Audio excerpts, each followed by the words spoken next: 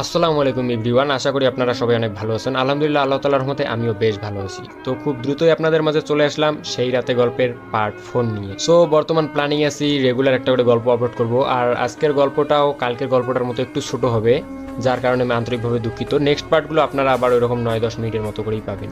আর খুব শীঘ্রই আমি একটা এপিসোড শুরু করতে যাচ্ছি, যে এপিসোডে আপনাদের সকলের জীবন কাহিনী তুলে ধরা হবে, এবং আপনারা যারা গল্প পাঠাতে চান অবশ্যই আমার হোয়াটসঅ্যাপে পাঠাবেন। আর দেখি খুব শীঘ্রই আমি একটা ইমেল অ্যাড্রেস আপনাদের দেবো, আপনারা চাইলে আপনাদের ভয়েস করেও পাঠাতে পারেন। সো চলেন বেশি কথা না বলে সেই রাতে গল্পের পার্ট 4 শুরু করা যাক। নিঝুম তাকিয়ে দেখে আমি অগ্নিমূর্তি হয়ে তার দিকে তাকিয়ে আছি। আমার চোখে স্পষ্ট রাগের চিহ্ন। আমি ওর দিকে চোখ লাল করে তাকিয়ে আছি। নিঝুম কিছু বুঝে ওঠার আগেই ওর হাত থেকে এয়ারফোন আর ফোনটা কেড়ে নিলাম। নিঝুম বিস্মিত হয়ে গেল। আমি কেন এরকম অদ্ভুত আচরণ করছি ও তা বুঝতেছে না। ও তো কোনো ভুল করেনি, এটাই সে মনে মনে ভাবছে। তখন আমি বললাম, এই বের হন আপনি আমার রুম থেকে। আপনি কি চান বলুন তো? আপনি এত বেয়াক্কেল কেন? মাথায় কি কোনো সেন্স নেই? নিঝুম বিস্ময়ের চরম শিখরে পৌঁছে গেল। তখন সে মনে মনে ভাবছে, লোকটাকে অযথা খারাপ বিহেভ করছে। মানছি উনি আমার উপকার করেছে, এজন্য এমন বিহেভ করবে? খুব কান্না পাচ্ছে, আবার চোখে পানি টলমল করছে। নিঝুম নিচু স্বরে বলল, আমি কি ভুল করেছি? হ্যাঁ, চলে তো যাবই, রাতটা থাকতে দেবেন, কথা তো এমনটা ছিল।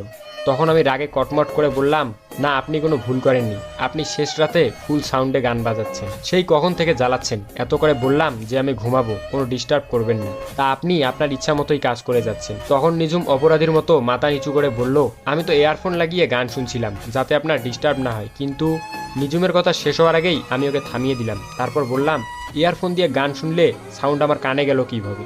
এত রাতে গানের শব্দ শুনলে বাবা মা এবার সত্যিই ভাববে আমি পাগল হয়ে গেছি। শেষে বাকিটা জীবন আমাকে পাগলাগারোতে কাটাতে হবে। আমার চোখ পড়লো এয়ারফোনের উপর। তারপর বললাম, এইটা কি আপনার এয়ারফোন?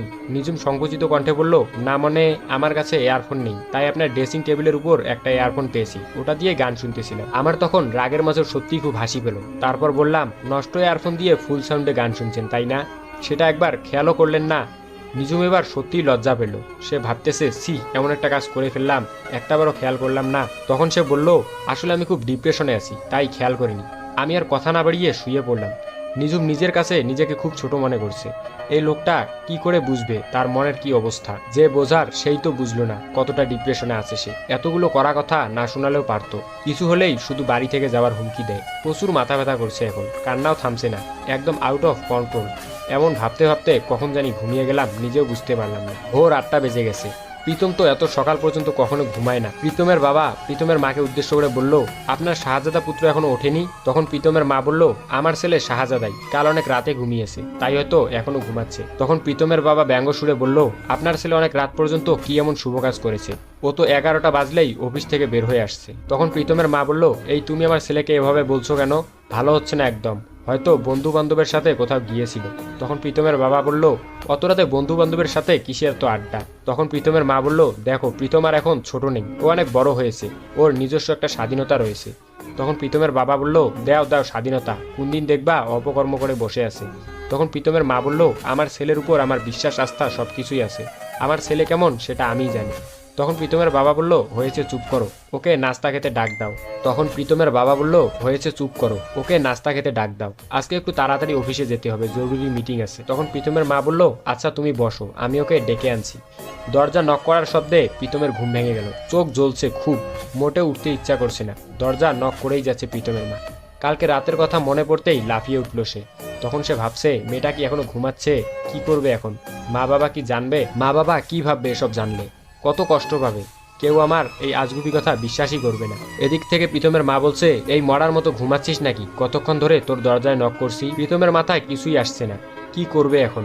মেয়েটা সজাগ থাকলেও হতো, এখন তো ডাকাও যাবে না।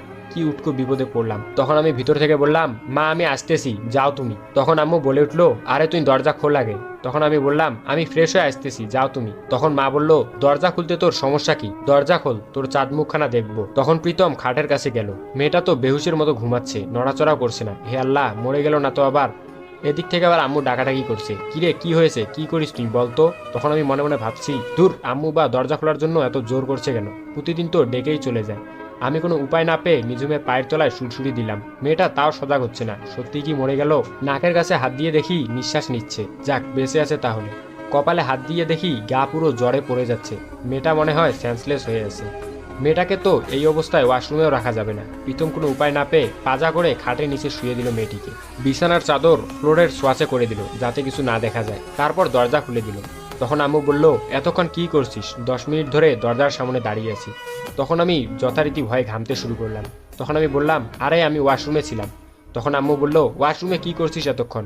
এখন ফ্রেশ হয়ে নে। আমি থমথম খেয়ে গেলাম। তারপর বললাম, আম্মু তো জেরা করছো কেন? আমি কি এখন টয়লেটও যেতে পারবো না? তখন আম্মু বলল, তুই তো বললি ওয়াশরুমে গেছিস, আবার এখন বলতেছিস টয়লেটে, সমস্যা কি তোর বলতো? তোকে এমন অস্থির দেখাচ্ছে কেন? তখন আমি বললাম, কালকে অনেক রাতে ঘুমাইছি তো তাই খারাপ লাগছে। সো আজকের গল্প এই পর্যন্তই। গল্পটি আপনাদের কার কাছে কেমন লাগছে অবশ্যই কমেন্টে জানান, এবং অবশ্যই অবশ্যই খুব দ্রুতই আপনাদের লাইফের যারা স্টোরিগুলো দিয়েছিলেন আমাকে সেগুলো রিলিজ হতে যাচ্ছে। এবং আপনাদেরকে আরেকটু কষ্ট করে আরেকবার পাঠাতে হবে, কারণ আমার ফোনের প্রবলেমের কারণে আপনারা সবাই হোয়াটসঅ্যাপে পাঠিয়েছিলেন। হোয়াটসঅ্যাপটা একবার আনইনস্টল হয়ে গেছিলো, ইনস্টল করার পর একদম নতুন হয়ে গেছে, আগের কোনো গল্পই নেই। সো আপনারা দয়া করে গল্পগুলো আরেকবার পাঠান, এবং খুব দ্রুতই আপনাদের গল্পগুলো সিরিয়াল বাই প্রকাশ হবে। সো পরবর্তী পাঠ আসা পর্যন্ত সবাই ভালো থাকবেন, সুস্থ থাকবেন। আল্লাহ হাফেজ।